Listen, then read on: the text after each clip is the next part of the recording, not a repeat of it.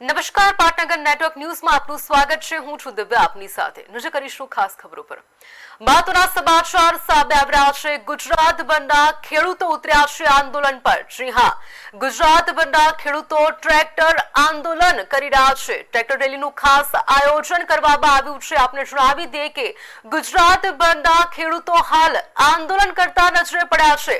મહત્વના સમાચાર આપને જણાવી દઈએ કે અમદાવાદના શાંતિપુરા સર્કલ પર ખેડૂતો એકઠા થયા છે। આ રેલી જે છે તે શાંતિપુરા સર્કલ થી શરૂ થઈને ગાંધીનગર ખાતે આવનાર છે। તમામ ખેડૂતો ગાંધીનગર કરશે કૂચ। મહત્વના સમાચાર હાલ આપને જણાવી દઈએ કે તમામ ખેડૂતો પોતાના ખેડૂત અધિકારોને લઈને કેટલીક માંગ સાથે ગાંધીનગર ખાતે આવી રહ્યા છે। વિવિધ માંગણીઓને લઈને ખેડૂતોનો હાલ ભારે વિરોધ પ્રદર્શન જોવા મળી રહ્યું છે। ઓગણજ પાસે સભાનું ખેડૂતો દ્વારા ખાસ આયોજન। જી હા, મહત્વના સમાચાર, નવી અપડેટો હાલ સામે આવી રહી છે। આપણે જણાવી દઈએ કે ખેડૂતોને લઈને પોલીસનો બંદોબસ્ત પણ હાલ ચુસ્ત કરવામાં આવ્યો છે। મહત્વના સમાચાર, પોલીસ તંત્ર પણ હાલ સજ્જ છે। કોઈ પણ પ્રકારની અનિચ્છનીય ઘટના ન બને તેને લઈને ખાસ તૈયારીઓ પણ જોવા મળી છે।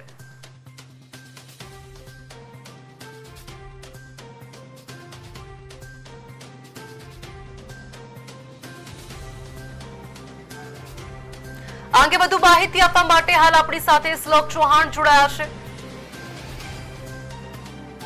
આજે ગુજરાતભરમાં જે ખેડૂતો છે તેમને કિસાન યાત્રા યોજી છે, ત્યારે આપણી સાથે કોંગ્રેસના આગેવાન જોડાયા છે। તેમની સાથે વાતચીત કરવાનો પ્રયાસ કર્યો છે કે આપણું નામ શું છે અને આજે જે અમદાવાદ ખાતે આટલી મોટી આયોજન કરવામાં આવ્યું। નમસ્કાર, મારું નામ રઘુભાઈ દેસાઈ। કોંગ્રેસના એક વફાદાર સૈનિક તરીકે અને ખેડૂત પુત્ર તરીકે હું એ કહેવા માંગુ છું કે આ તાનાશાહી સરકાર ખેડૂતોને એટલા બધા પરેશાન કર્યા કે ન છૂટકે ખેડૂતોને રસ્તા પર આવવું પડ્યું, આંદોલન સ્વરૂપે બહાર આવવું પડ્યું। એ કેમ આવવું પડ્યું? ખેતરની અંદર વીજ પોલ નીકળતો હોય અથવા વાવાઝોડું આવ્યું હોય, નુકસાન થયું હોય, પાણી પૂર આવ્યું હોય, ત્યારે આ તાનાશાહી સરકાર ખેડૂતોને બિલકુલ અવગણના કરી એમને જરા પણ વળતર નથી આપતી। વળતર આપે તો તણામમરા જેવું આપે।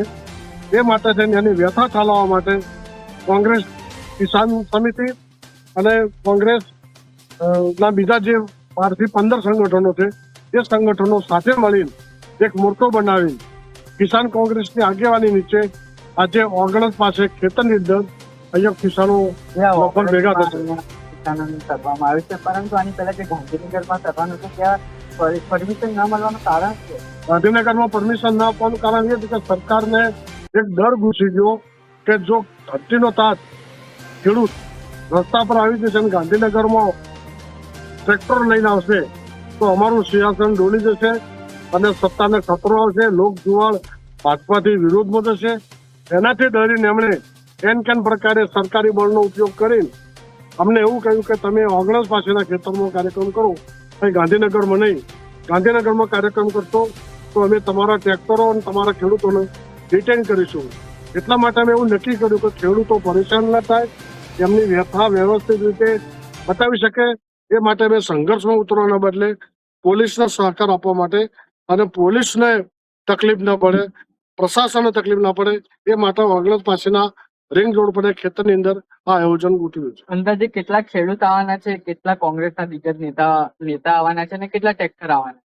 ટ્રેક્ટરો અંદાજે 1111 તો નક્કી કર્યા છે, પરંતુ કદાચ એના પર 100-200 નો આંકડો વટી જશે એવા હાલ તાજા સમાચાર અમને મળ્યા છે કે શાંતિપુરા સર્કલ થી હવે પ્રસ્થાન થશે, પરંતુ 1100 થી ઉપર ટ્રેક્ટર છે એવા સમાચાર મળ્યા છે।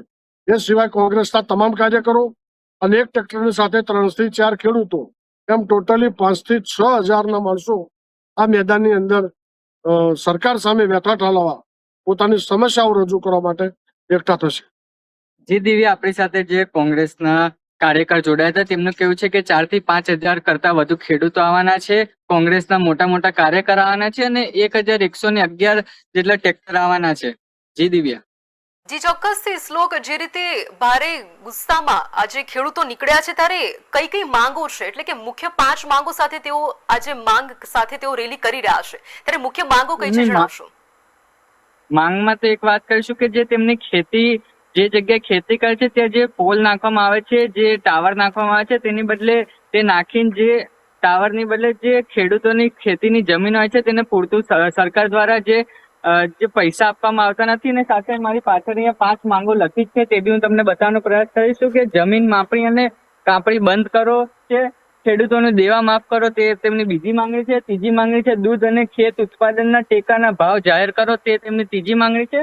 ચોથી માંગણીની વાત કરું તો ખાતર, બિયારણ, ડીઝલ, ખાણદાળ, વ્યાજભાવી ગુણવત્તાનો જથ્થો તેમને પૂરતો મળી રહે, તેમની ચોથી માંગણી છે. અને પાંચમી માંગણી છે કે ખેતી પશુપાલન માટે મફતની વીજળી આપે.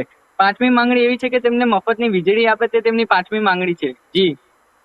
જી શ્લોક, માહિતી મળી રહી છે કે કોંગ્રેસના નેતાઓ પણ આ રેલીમાં જોડાયા, ત્યારે વિરમગામથી જિગ્નેશ મેવાણી જોડાયા બાદ અડધેથી તેઓ રેલી છોડીને જતા રહ્યા છે, તેને લઈને શું માહિતી છે?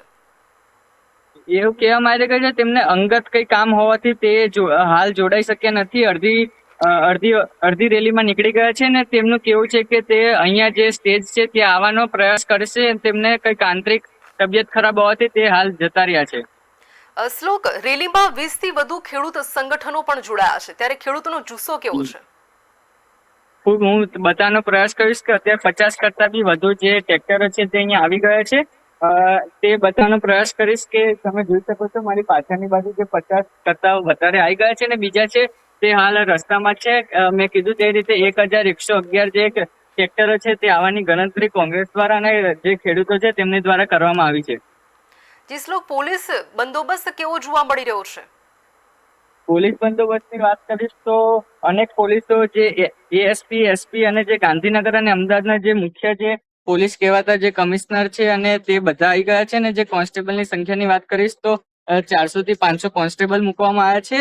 સાથે સાથે વાત કરવામાં આવી કે પોલીસ દ્વારા સારી કામગીરી કરવામાં આવી છે કે જે અહીંના ખેડૂતો છે, અહીંના જે પત્રકારો છે ને જે અહીંયા કોંગ્રેસના આગેવાનો છે તે બધાને મફતની છાસ પાણી આપવાનો તે લોકો સવારથી કાર્યક્રમ યોજાયો છે. અને વાત કરીશ તો જે વૈષ્ણોદેવી સર્કલથી સરદારધામ સુધીનો રસ્તો છે તે આખા રસ્તા ઉપર જે પોલીસનો બંદોબસ્ત છે તે ચુસ્ત બંદોબસ્ત છે, અને 500 કરતા વધુ કોન્સ્ટેબલ, એએસપી, કમિશનર બધા હાલ સ્થળ ઉપર હાજર છે. જી, સમગ્ર માહિતી આપવા બદલ આપનો આભાર. મહત્વના સમાચાર, ગુજરાતભરના ખેડૂતો હાલ ટ્રેક્ટર રેલી કરી રહ્યા છે. 1111 જેટલા ટ્રેક્ટરો સાથે ખેડૂતો હાલ શાંતિપુરા સર્કલથી ગાંધીનગર આવવા માટે રવાના થઈ ગયા છે.